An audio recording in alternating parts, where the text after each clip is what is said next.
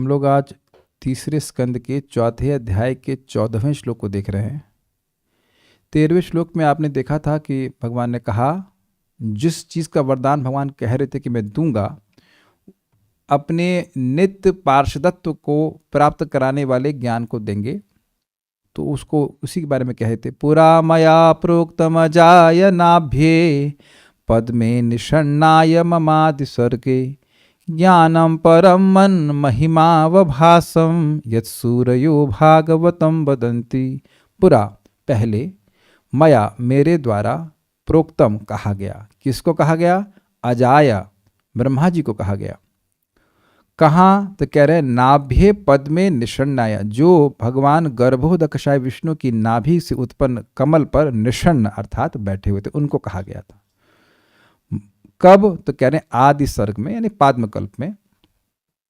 मम मतलब मेरा, ज्ञानम परम, परम ज्ञान यानी मेरे परम ज्ञान को कहा।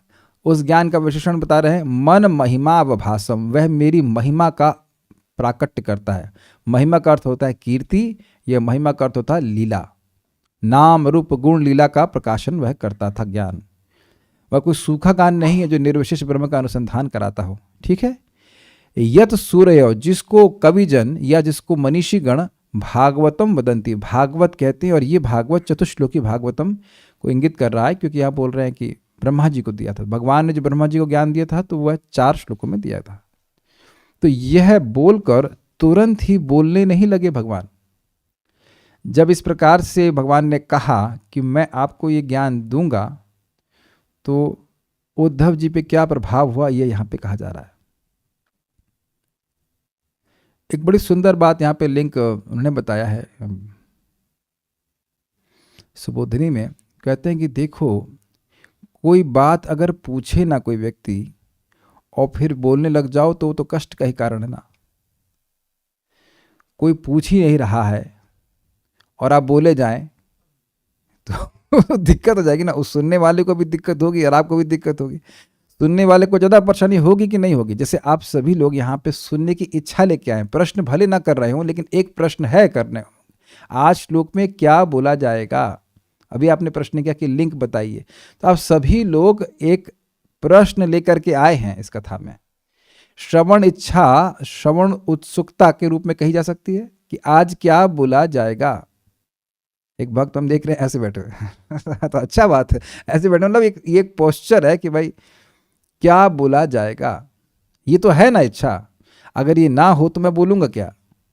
कुछ क्लियर समझ में आ रही है? तो अब उद्धव जी अभी आप देखेंगे कि इस प्रकार से भगवान के द्वारा अनुग्रह प्राप्त करके कि जिस ज्ञान को ब्रह्मा जी को बोले थे वह आपको मैं साक्षात फिर से बोलूँगा, तो वह उनमें भगवान का अनुग्रह के कारण प्रेम के विकार होने लगे। तो तुरंत वह कोई प्रश्न वगैरह नहीं किए हैं, कुछ श्लोकों के बाद वह प्रश्न करेंगे और उसके बाद भगवान बोलेंगे। तो मेरे पीछे बोलिए। यहाँ पे वह अपने जो भगवान के अनुग्रह से, कृपा से उनमें प्रेम विकार हो गया उसका वर्णन कर रहे हैं कि मैं कुछ बोल नहीं पाया। मेरे पीछे बोलिए। इत्यादृतोक्तः परमस्य पुंसः प्रतीक्षणानुग्रह भाजनोऽहम्। इत्यादृतोक्तः परमस्य पुंसः प्रतीक्षणानुग्रह भाजनोऽहम्। स्नेहोत्तरो मा स्खलिताक्षरस्तं मुञ्चः क्षुचः प्राञ्जलिरभाषे। स्नेहोत्तरो मा स्खलिताक्षरस्तं मुञ्च शुचः प्राञ्जलिरभाषे। स्नेहोत्तरो मा स्खलिताक्षरस्तं मुञ्च शुचः प्राञ्जलिरभाषे। इत्यादृतोक्तः परमस्य पुंसः प्रतीक्षणानुग्रह भाजनोऽहम्। इत्यादृतोक्तः परमस्य पुंसः प्रतीक्षणानुग्रह भाजनोऽहम्। स्नेहोत्तरो मा स्खलिताक्षरस्तं मुञ्चन् शुचः प्राञ्जलिरभाषे।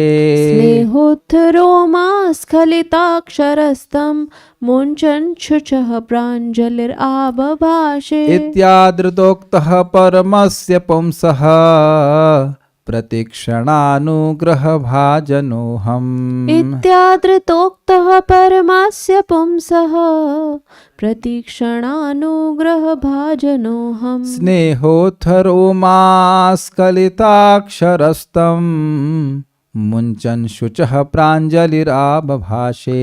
स्नेहोत्थरोमास्खलिताक्षरस्तं मुञ्चन् शुचः प्राञ्जलिराबभाषे। इत्यादृतोक्तः परमस्य पुंसः प्रतीक्षणानुग्रहभाजनोऽहम्। इत्यादृतोक्तः परमस्य पुंसः प्रतीक्षणानुग्रहभाजनोऽहम्। स्नेहोत्थरोमास्खलिताक्षरस्तं मुञ्चन् शुचः प्राञ्जलिराबभाषे।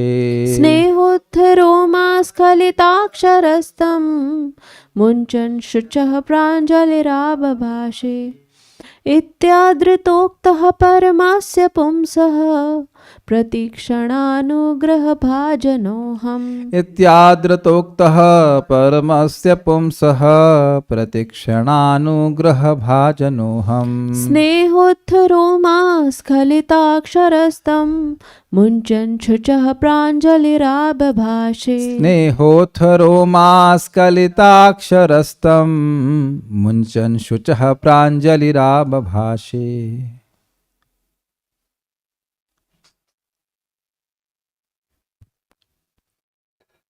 उद्धव ने कहा, हे विदुर, जब मैं पूर्ण पुरुषोत्तम भगवान द्वारा इस प्रकार से प्रतिक्षण कृपा भाजन बना हुआ था, यानी कृपा का पात्र बना हुआ था, और उनके द्वारा अतीव स्नेहपूर्वक संबोधित किया जा रहा था, तो मेरी वाणी रुककर आंसुओं के रूप में बह निकली।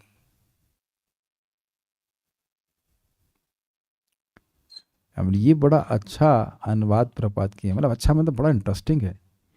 वाणी बाहर आती है, लेकिन वाणी बाहर आने की बजाय आंसू बाहर आ गए। ये आप अनुभव किए होंगे कि कभी कभी किसी माँ का बेटा बहुत बड़ी उपलब्धि प्राप्त करता है, तो माँ खुशी के मारे बोल नहीं पाती, वह रोने लगती है खुशी के कारण। ध्यान दीजिएगा कि ये जो आश्रु है, यह है मतलब शोक आश्रु नहीं है।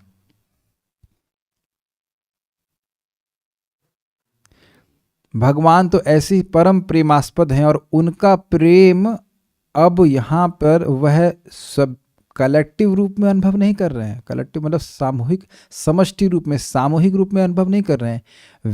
व्यष्टि यानी व्यक्तिगत रूप से अनुभव कर रहे हैं कि कृष्ण उन पर विशेष प्रेम कर रहे हैं। टीका में बताया गया कि ये भगवान सभी यदुवंशियों से प्रेम करते थे, लेकिन उद्धव जी को यहाँ पे केवल यदुवंशी होने से प्रेम नहीं कर रहे हैं, विशेष डायरेक्ट प्रेम कर रहे हैं। एक होता है भाई जनरल प्रेम है, और एक है व्यक्तिगत प्रेम। तो भगवान यहाँ व्यक्तिगत प्रेम प्रस्तुत किए हैं, उनको वसु संबोधन किए हैं, उनको याद दिला रहे हैं कि आपने पहले भजन किया था। कैसा भजन किया था? विशदानुवृत्य, निर्मल भजन किया। भगवान सर्टिफाई कर रहे हैं भक्त के मुख पे कि तुमने मेरा निर्मल भजन किया है। अमेजिंग। भगवान से तो कुछ छुपा है नहीं, तो क्या ये आदर है कि नहीं है? अगर भगवान ही किसी व्यक्ति को कह रहे हैं कि आप मेरे शुद्ध भक्त हो, तो अब क्या उसमें कुछ सर्टिफिकेशन की जरूरत है कि है कि नहीं है कि क्या है? मैं आपसे प्रसन्न हूं, इज इट नॉट? ऐसे उन्होंने ब्रह्मा जी को भी कहा था। दिस इज बहुत बड़ा आदर है कि नहीं? आप बेसिकली आप विशदानुवृत्ति मतलब आपने मेरी निर्मल सेवा की है, निश्चल सेवा की है। तो ऐसा बात कह करके भगवान उनको आदर दिए। तो भगवान इस प्रकार से इनको सम्मान दिए। इसका और ऐसा विशेष प्रेम भगवान से प्राप्त करके उन जो कि भगवान के वचनों के द्वारा, भगवान की कृपा दृष्टि के द्वारा प्रस्तुत हुआ था, तो वह भाव विभोर होगा, ये अर्थ। तो उनकी वाणी बाहर ना आकर के, पहले एटलीस्ट वाणी बाहर ना करके अश्रु बाहर आए। फिर कहते हैं अपने आंसू पोंछकर दोनों हाथ जोड़कर मैं इस प्रकार बोला। तो अब आंसू पोंछे उन्हें, फिर वह बोलना प्रारंभ कर रहे हैं। ठीक है, वो आगे श्लोकों में आएगा, अभी तो यही बात आ रही है। इति यानी इस प्रकार मतलब जैसा भी वर्णन हुआ वैसे। परमस्य पुंसा, परम पुरुष श्री कृष्ण के। पुंसा मतलब मनुष्य, मतलब इंसान होता है, व्यक्ति होता है, लेकिन परमस्य पुंसा मतलब ये परम पुरुष हैं, ये कोई सामान्य व्यक्ति नहीं है। आदृतः उक्ता। परम पुरुष भगवान श्री कृष्ण के द्वारा आदृत एवं कथित होकर मेरा आदर किए, मेरे भजन को वह माने और इस प्रकार से प्रेम से संबोधन किए। प्रतिक्षण अनुग्रह भाजन, हर क्षण उनकी कृपा का पात्र बनकर, भाजन मतलब पात्र जिसमें कृपा डाली जाए, रखी जाए। अहम मैं उद्धव स्नेह उत्थित रोमा, स्नेह से उत्थित प्रकट यानी स्नेहातिरेक के कारण पुलकित देह, रोम मतलब रोमांच, तो स्नेह उथ मतलब स्नेह का जो भगवान ने स्नेह उनको दिया तो उनको हृदय में भी स्नेह उत्पन्न हुआ, मतलब जो स्नेह भगवान ने दिया, यहीं प्रपात ने बोला स्नेह से युक्त शब्द उन्होंने दिए तो उससे उनके उनका रोम रोमांचित हो गए, पुलकित हो गए। ठीक है, एक और बात है भाई, स्नेह दोनों तरफ से है ना, भगवान ने स्नेह दिया तो इन्होंने भी अपने हृदय में स्नेह का अनुभव किया, अतिशय प्रेम का अनुभव किया। मेरी आवाज सुनाई पड़ रही है ना सबको? Can hear? ओके। और इस स्नेह के अतिरेक यानी स्नेह की अधिकता के कारण उनको पुलक हो गया पूरे शरीर में। इस कारण से स्खलिताक्षर, अक्षर स्खलित हो रहे थे, लड़खड़ा रहे थे। स्खलित मतलब होता है लड़खड़ा करके गिर जाना, फिसल जाना। तो स्खलिताक्षर मतलब उनकी वाणी गदगद हो रही थी, वाणी बोलने में अक्षर ठीक से प्रकट नहीं हो रहे थे। क्लियर? शुचः मतलब पोंछना, शुचः मतलब शुचः मुंचन, शोकाश्रु को, शोकाश्रु क्यों लिखा है यहाँ पे, मैं ध्यान नहीं दिया, एक मिनट रुकिए, आंसू लिखा है, शोकाश्रु नहीं है, मिस्टेक है यहाँ पे, केवल आंसू है, शोक के अश्रु नहीं। शोक कहाँ से आ गया, गलत अन्वय किया, मतलब अर्थ लिया है, ऐसा नहीं, केवल अश्रु पोंछ करके, शोक के अश्रु नहीं है ये। हाँ ये कंपास, यस रोमांच कंपाश्रु वाले का, यस ये शोक नहीं है, गलत है यहाँ पे। शुचः मतलब अश्रु। मुंचन यानी पोंछकर, प्रांजलि तम आप भाषे, प्रांजलि मतलब हाथ को, अंजलि और प्रांजलि मतलब हाथ जोड़कर, प्रकृष्ट अंजलि, अंजलि को जोड़कर, तम आप भाषे उन श्री कृष्ण को मैं निवेदन किया, बोला। इति आदृतोक्तः, इस प्रकार आदर किए जाने के द्वारा और कहे जाने के द्वारा, किसके द्वारा? परमस्य पुंसः, भगवान श्री कृष्ण जो पूर्ण पुरुषोत्तम उनके द्वारा, पर प्रतिक्षण अनुग्रह भाजनोहम, मैं भगवान के अनुग्रह का भाजन प्रतिक्षण हुआ, निरंतर भगवान की कृपा का अनुभव मैं कर रहा था। इस कारण से स्नेहोत्थ रोमास्खलिताक्षरस्तम, मेरे रोम स्नेह के अत्यधिक होने से रोमांचित हो गए थे और अक्षर स्खलित हो गए थे, मेरी वाणी फिसल रही थी, मतलब बोल नहीं पा रहा था ठीक से। तम उन भगवान श्री कृष्ण को, मुंचन शुचः अपने आंसू पोंछकर, प्रांजलि आप भाषे हाथ जोड़ करके मैं कुछ बोला।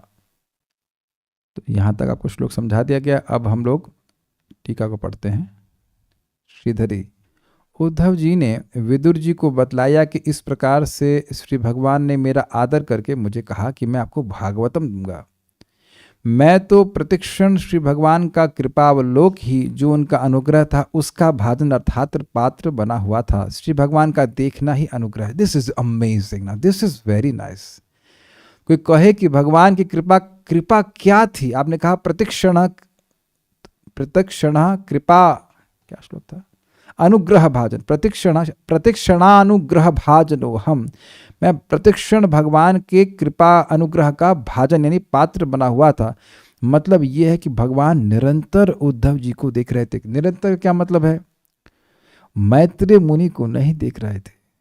मैत्रेय मुनि वहां थे लेकिन मैत्रेय मुनि को नहीं देख रहे थे। This very interesting. जैसे यहाँ भक्त हैं तो सबकी तरफ मैं देखकर क्लास दे रहा हूँ। अब मैं कभी एक ही व्यक्ति की तरफ क्लास देखकर क्लास दूंगा तो बिल्कुल यही लगेगा ना कि उसी पे कृपा कर रहा हूँ, बाकी को देख ही नहीं रहा हूँ। तो मैत्रेय मैनी जैसे महाभागवत भक्त भी वहाँ पे हैं, लेकिन भगवान का स्नेह तो अब केवल उड़ेला जा रहा है। किस अगर कहा है शब्द उड़ेला जा रहा है तो किस पे उड़ेला जा रहा है? उद्धव जी पे ही। जैसे आप मंदिर जाते हैं तो आप सोचते हैं ना, देखते हैं कि भाई भगवान सबको देख रहे हैं, लेकिन अगर आपको ये मतलब अनुभूति हो कि भगवान केवल आपको ही देख रहे हैं तब है ना। एक्चुअली कोई व्यक्ति ऐसे लगातार आपकी तरफ देखते रहे ऐसे करके तो बड़ा अजीब सा लगा, मेरी तरफ से क्यों देख रहे हैं। लेकिन यहाँ भगवान अफेक्शन से देख रहे हैं। ध्यान दीजिएगा, ये समझ लीजिएगा कि भगवान की सारी इंद्रियां अन्य सभी इंद्रियों का कार्य करने का सामर्थ्य रखती हैं, वो देख करके छू भी सकते हैं। इसीलिए मंदिर में परम पूज्य वृंदावन चंद्र महाराज समझा रहे थे कि मंदिर में जब कोई व्यक्ति जाता है, अब ये क्या कर दिया भाई, जब कोई मंदिर में जाता है तो उसको भगवान के सामने रहने का प्रयास करना चाहिए। कभी कभी भक्त लोग उधर साइड में चले जाते हैं, साइड में जाना तो फिर बाहर ही जाओ ना। भगवान के सामने रहना चाहिए। भगवान के सामने रहने से बहुत बड़ा लाभ होता है। भगवान क्या कृपा करते हैं? भगवान यह कृपा करते हैं कि हमारे हृदय में उनकी सेवा करने की इच्छा को जागृत कर देते हैं। ये है उनकी दृष्टि का कृपा, दृष्टि का प्रभाव। भगवान स्नेह दृष्टि से हमको देखते हैं तो हमारे हृदय में भी उनके प्रति स्नेह जागृत होने लगता है। सेवा स्नेह एक ही तो बात है। प्रेम नहीं होगा तो सेवा क्यों करेंगे? This is very nice. इसीलिए व्यक्ति जो भक्ति में से मेरा मतलब है भक्त लोग जो गंभीर भक्ति कर रहे हैं वह सुबह भगवान का दर्शन जरूर करने जाते हैं और इस प्रकार की प्रेरणा का अनुभव अपने जीवन में स्वयं करते हैं। श्री भगवान का देखना ही अनुग्रह है। क्या शब्द है ना। हम लोग भगवान का दर्शन नहीं करने जा रहे, हम ये करने जा रहे हैं कि भगवान हमको देखें। कुछ समझ में आ रहा है? हम लोग तो अपनी ही दयनीय स्थिति को नहीं समझ रहे कि हमारी हालत कितनी खराब है।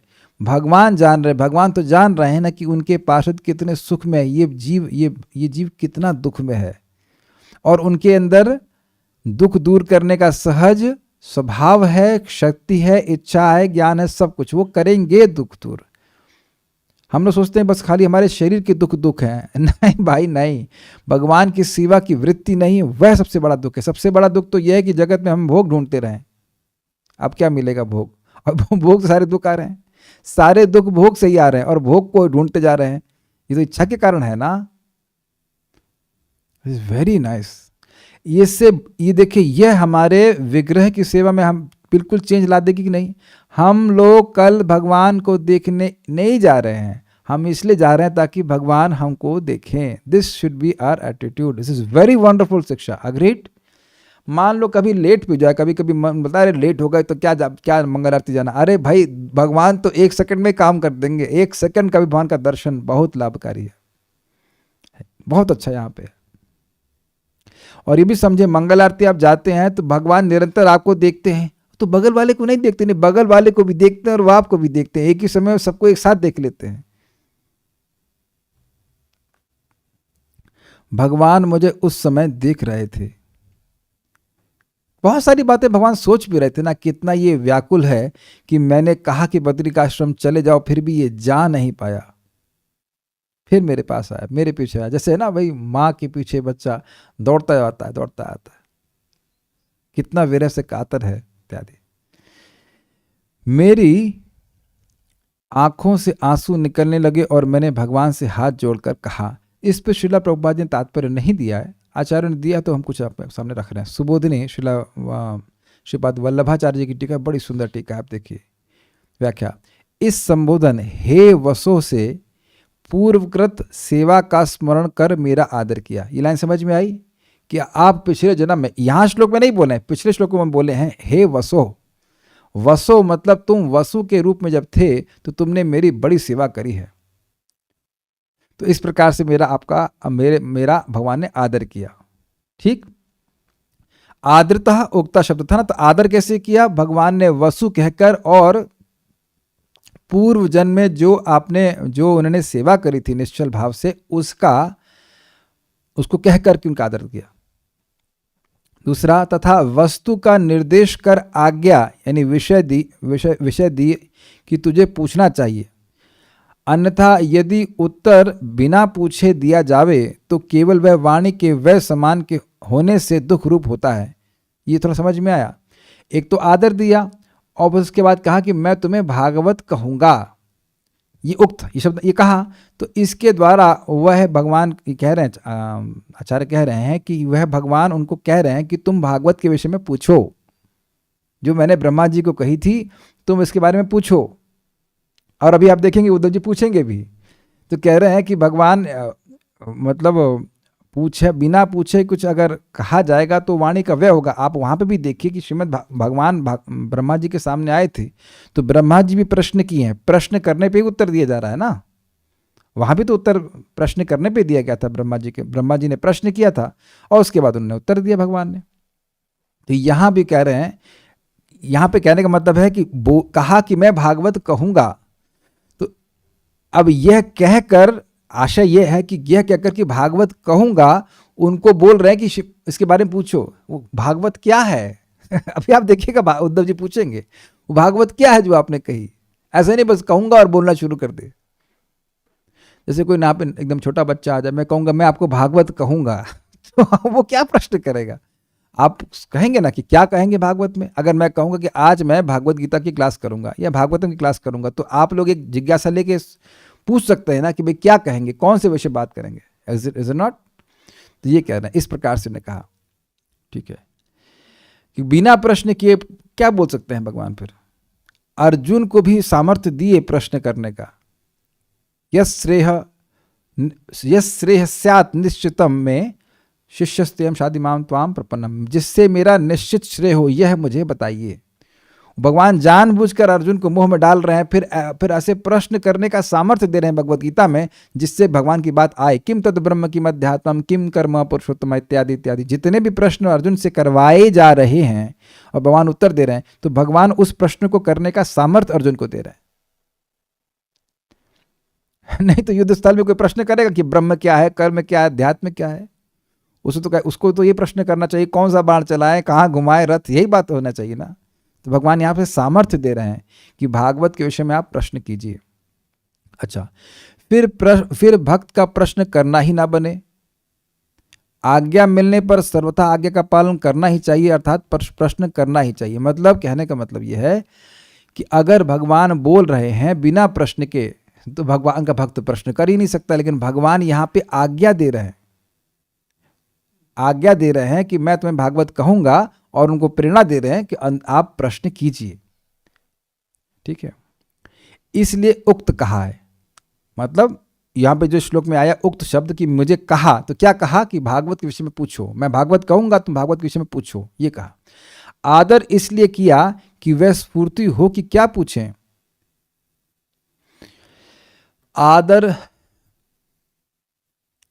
आदर इसलिए किया कि वह स्फूर्ति हो कि क्या पूछें। देखिए स्फूर्ति मतलब समझते हैं, मन में आप देखेंगे अपने हमारे चित्त में बहुत सारी चीज़ों की स्फूर्ति होती है, इस लाइक बबल्स ऊपर उठते रहते हैं, उससे स्फूर्ति, स्पॉन्टेनियस कुछ विचार आते रहते हैं। तो भगवान हृदय में स्फूर्ति कराएंगे कि भागवत के विषय में वह प्रश्न कर सकें। श्रीमद् भागवत में जो प्रश्न किए गए उनमें से एक भी प्रश्न हम जीवन में कभी नहीं किए। अब समझ में आया आपको।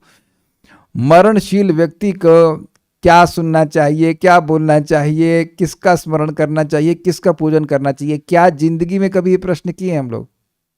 तो ये प्रश्न स्वतः स्फूर्त भाव से सुखदेव गोस्वामी को परीक्षित महाराज किए, तो इनको स्फूर्ति हो रही है कि ये प्रश्न किया जाना चाहिए, ये प्रश्न किया जाना चाहिए। जैसे कि सनातन गोस्वामी ने प्रश्न किया, के आमी केने आमाय जारा तापत्रय, मैं कौन हूं, मुझे 3 प्रकार के ताप क्यों सता रहे हैं। तो ये प्रश्नों की स्फूर्ति चैतन्य महाप्रभु ने सनातन गोस्वामी के हृदय में स्वयं कराई, ताकि वे प्रश्नों का उत्तर दे सकें।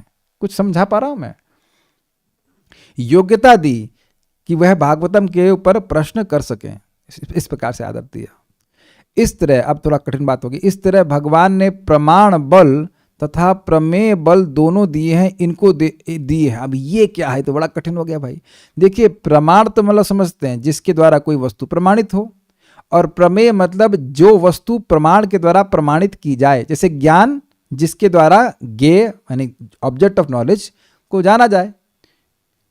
जैसे मैं कहूँ कि कृष्ण भगवान हैं, मैं कहूँ मतलब अगर कहा जाए कृष्ण भगवान हैं, तो कृष्ण हो गए प्रमेय, और कृष्ण भगवान है, इसका प्रमाण क्या है, श्रीमद् भागवतम।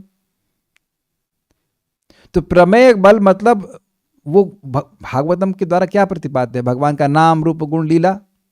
तो भगवान के नाम रूप गुण लीला ये सब प्रमेय है, मतलब ये हैं कि नहीं है, ये हैं, इसका प्रमाण क्या है, भागवतम। तो भगवान के नाम रूप गुण लीला आदि के बारे में पूछने का प्रश्न बल दे रहे हैं, और उसको उसका प्रमाण का बल दे रहे हैं, भागवत में सुनने की शक्ति दे रहे हैं, उसके विषय में पूछने की बात शक्ति दे रहे हैं, इस तरह समझना होगा। अच्छा, इनको देने का फल क्या हुआ? इस प्रकार से भगवान के भागवतम के बारे में पूछने का फल क्या हुआ? ये सब भगवान की कृपा दृष्टि से ही हो गया सब कुछ। तो कह रहे, इस पर कहते हैं कि परमस्य पुंसा प्रतिक्षणानुग्रह भाजनो हम जातः, परम पुरुष का प्रतिक्षण कृपा पात्र में बना। इससे पूर्व काल के अधीन था, स्पेलिंग मिस्टेक है उसको नेगलेक्ट कीजिएगा, काल के अधीन था, अपने कर्म के अधीन था, लेकिन इस समय में भगवान के प्रतिक्षण कृपा का भाजन हुआ। अब पुरुषोत्तम का हो गया हूं, यह अर्थ है। मतलब भगवान ने मुझे पूर्णतः अपने सेवक के रूप में स्वीकार कर लिया, इसलिए इतनी गुह्य बात मुझे बता रहे थे।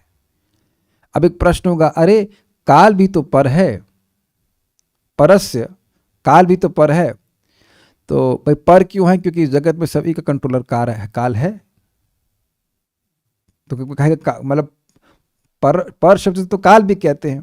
तो अब जरा देखिए, सुनिए, पूरा पढ़ाऊंगा फिर समझा पाऊंगा। काल भी तो पर है, इस पर पुंसा पद देकर स्पष्ट करते हैं कि पर शब्द ज्ञान से अक्षर भाव को जताता है, अर्थात काल अक्षर सम व अक्षर रूप है और आप उससे उत्तम पुरुषोत्तम है। अरे भाई समझ में आ रहा होगा, ऊपर से चला गया ये। देखिए हुआ क्या, देखिए पर से मतलब ये होता है इस जगत में सब कुछ नष्ट होने वाला है, तो पर मतलब जो को नष्ट ना होता हो उसको अक्षर कहेंगे। समझ में आया? तो अब काल का नाश होता है का? कभी कभी लोग कहने काल बीत रहा है, काल वाल कुछ नहीं बीत रहा है, हमारे काल वैसा ही रहता है और काल के प्रभाव से वस्तुओं का परिवर्तन होता है। ये समझ में आती है बात? काल नहीं बीत रहा है, काल शाश्वत है, काल शाश्वत है। काल के प्रभाव को हम यहाँ भूतकाल, वर्तमान काल और भविष्य काल में देख रहे हैं, लेकिन काल में कोई परिवर्तन नहीं आ रहा है। Is that sinking in? ये थोड़ा सा सटल पॉइंट हुआ। काल में कोई परिवर्तन नहीं आ रहा है, काल शाश्वत है। काल समझ में आ रहा है ना बात? काल वस्तु में परिवर्तन कर रहा है। कालोस्मी लोक क्षयकृत प्रवृद्धो, काल के रूप में मैं लोगों का क्षय कर रहा हूं, लेकिन काल का क्षय नहीं हो रहा है। ये लोग बोल देते हैं काल बीत रहा है, ऊपर से बात आ रही है, घुस रही दिमाग में, कुछ अजीब सी बात है। लेकिन कभी सोचे नहीं ना, काल नहीं बीत रहा है, हम लोग बीत रहे हैं, हमारे देह बीत रहा है, लेकिन काल नहीं बीत रहा है। काल यथावत है, काल अपने प्रभाव को दिखा रहा है। तो कहते हैं नहीं नहीं, काल अक्षर है, लेकिन परस्य पुंसा, पुंसा काल एक व्यक्ति नहीं है, तो मैं उससे उत्तम पुरुषोत्तम, मतलब भगवान श्री कृष्ण की बात कर रहे हैं। परस्य पुंसा मतलब भगवान श्री कृष्ण की कृपा का भाजन हुआ, काल का भाजन नहीं हुआ। पहले तो काल के अधीन था, एक कर्माधीन जीव था, लेकिन आज भगवान की कृपा से मैं उनकी सेवा को प्राप्त कर गया। ये बात कुछ समझ पा रहे हो शायद? एक बार फिर से पढ़िएगा तो समझ में आएगी। एक श्लोक यहाँ पे मैं जोड़ना चाह रहा था, लेकिन अब नहीं है तो कोई बात नहीं। ये भगवद गीता का श्लोक है, यस्मात् अक्षरम अतीतुहम, एक मिनट, पता नहीं मैंने जोड़ा था कि इसमें आया क्यों नहीं, मुझे नहीं पता, लेकिन इट वॉज देयर। अब नहीं खोल रहा। अतोस्मि लोके वेदेचा प्रतितः पुरुषोत्तमा, क्योंकि भगवान अक्षर और अक्षर दोनों से परे हैं, इसलिए भगवान को पुरुषोत्तम कहते हैं। तो वहां पे मतलब वहां से श्लोक को पिकअप करके समझना चाहिए कि भगवान अक्षर के भी परम है। तो यहाँ पे अक्षर का अर्थ ले रहे हैं कि काल, तो भगवान काल के भी परम है, काल के भी परे हैं।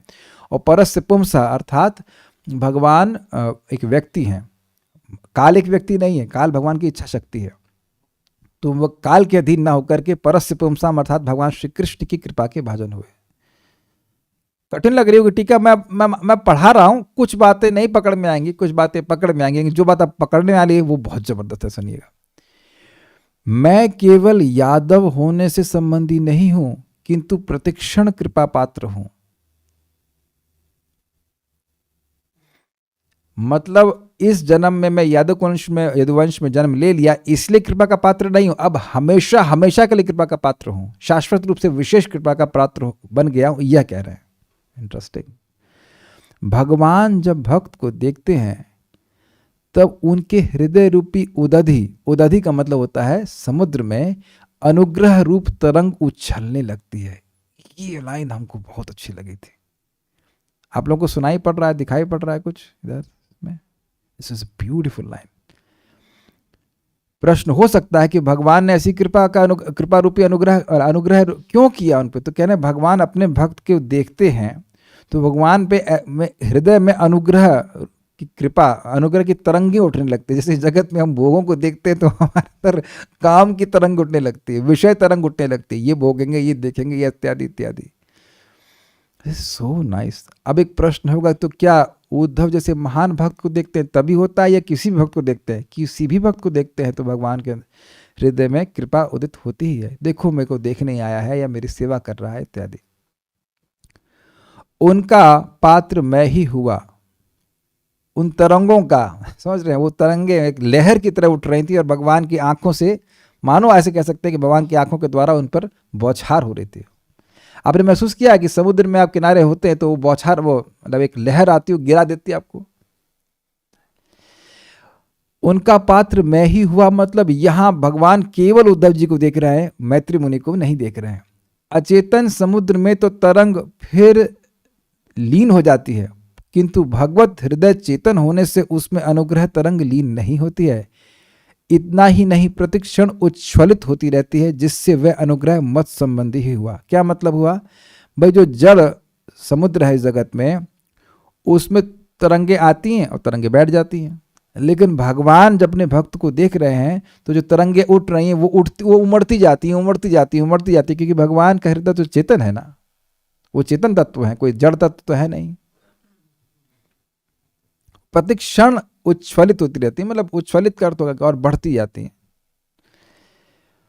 जब यो हुआ तब भगवद अनुग्रह रूप कारण का कार्य भक्ति रस परिणाम मुझे प्राप्त हुआ। समझ में आया? जब भगवान का अनुग्रह हुआ तो ये हो गया कारण, उनका कृपा दृष्टि हुई तो इनके हृदय में भक्ति रस जागृत हो गया, विशेष प्रेम जागृत हो गया। किसके हृदय में? उद्धव जी के हृदय में। ये नहीं समझ में आई बात? ठीक है।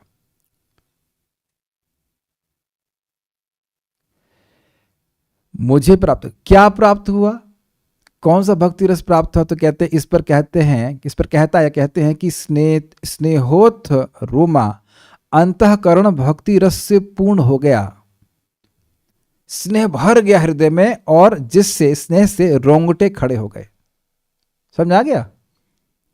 अब देखिए क्यों खड़े हो गए रोमांच, बहुत सुंदर अर्थ लिए हैं। कह रहे हैं सर्व रोमांच, समग्र शरीर के प्रत्येक अंग में जो रोम है वे देवता। ये आपने दूसरे स्कंद में सुना था है ना, विश्व रूप का वर्णन हुआ था तो उसके रोम जो है वो कोई देवता है। तो कह रहे हैं उसी तरह से हमारे शरीर जो है उस पर रोम जो है वह भी एक देवता के द्वारा नियंत्रित है। याद है ना आपको, ये बात आई थी। वे भगवान के प्रसन्न होने पर स्वयं भी संतुष्ट होकर खड़े हो जाते हैं कि जिसको हमारे प्रभु ने प्रेम दान देकर सुखी किया है उसको हम भी सुख देवे ना। This is amazing, what do you से, इज इट नॉट?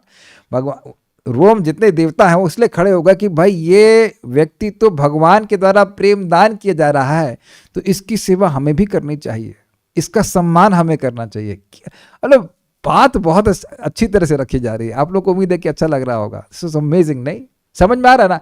पूरी बात अगर ना समझ पा रहे, जो अच्छा लग रहा है वो तो समझ लीजिए, वैसे वही जो समझ में आ रहा होगा वही अच्छा लग रहा होगा ये बात भी है। भक्त कह रहे कभी नहीं सुना से। Yes, every day something new, absorbing and nice. देखिए ये सब आपको सुनना था तभी तो मुझे हिंदी अनुवाद मिला। हमारा कार्य संस्कृत समझना नहीं है, हमारा काम है अनुवाद पढ़कर आपके सामने अच्छे से परस देना ताकि आप समझ सकें, क्योंकि हिंदी भी थोड़ी कठिन ही है, हिंदी भी टच कर रही संस्कृत को, लेकिन समझ जाएंगे तो बहुत अच्छा लगेगा। इससे एक बात तो बड़ी स्पष्ट है कि प्रेम की प्राप्ति भगवान के अनुग्रह से ही होती। अनुग्रह को प्राप्त करने के लिए हम तपस्या कर रहे हैं, जो भी कुछ कर रहे हैं। ठीक है, बहुत अच्छा लगा था हमको। सारे देवता खड़े हो गए, जो रोम थे वो देवता के समान है। ऐसी रसपूर्ण अवस्था में पद वाक्य कहना तो दूर रहा, किंतु अक्षर भी स्पष्ट नहीं कह सकता हूं। इससे कहने की जो मर्यादा है वह शांत हो गई। भाई कहने का तरीका, मर्यादा क्या है कि व्यक्ति स्पष्ट बोले, लेकिन वह मर्यादा शांत हो गई, मतलब वो बोल नहीं पाए। भगवान ने कहा कि मैं बोलूंगा, लेकिन ये बोल नहीं पाए। वो भी कुछ प्रश्न करना चाहिए था। मर्यादा तो ये थी ना कि भगवान ने कहा कि मैं बोलूंगा, तो ये कुछ प्रश्न करें, लेकिन ये बोल नहीं पाए। मर्यादा शांत हो गई, मतलब कहने का अर्थ है कि बोल नहीं पाए। लेकिन भाषा देखिए कहने की जो मर्यादा है वह शांत हो गई। मतलब कहने का तरीका यह है कि जल्दी बोला और समझ में आएगा थोड़ा बोलो, ये क्या तरीका है बोलने का, है ना। अगर मैं ऐसे बोलूँ कि आप समझ नहीं पाएंगे मैं क्या बोलना चाहता हूँ, तो ये क्या मर्यादा है, तुमको बोलना नहीं आता है। तो आप जान रहे हैं कि बोलने की मर्यादा यह है कि ऐसे बोला जाए, शालीनता से बोला जाए, ठीक से बोला जाए, स्पष्ट कहा जाए, है कि नहीं। तो यह सब शांत हो गया, बोल ही नहीं पाए। कभी कभी डांट पड़ती, क्या ये लबड़ सबड़ क्यों बोल रहे हो। देखा है लबड़ सबड़, कुछ लोग लबड़ सबड़ का मतलब ऐसे जल्दी जल्दी बोलेंगे, समझ में नहीं आता कि अरे लबड़ सबड़ मत बोलो, मतलब बोलने की मर्यादा सीखो, ठीक से बोलना सीखो, है ना। इस तो कह रहे हो ठीक से बोलने की मर्यादा शांत होगी, मतलब मैं नहीं बोल पाया, अर्थात बोलने का प्रयत्न करना छोड़ दिया, बोल नहीं पा रहा था। फिर क्या हुआ, कहते हैं फिर नेत्रों से आंसू बहाते हुए हाथ जोड़ प्रार्थना करने लगा। ठीक है, तो हाथ अपना आंसू बहा रहे थे, हाथ से आंसू को पोछे, फिर हाथ जोड़ लिए। पहले जो साधन सहित ज्ञान था वह निवृत्त हो गया। ये पता नहीं क्या बोले, हम समझ में नहीं आया। प्रार्थना करते समय भी जैसे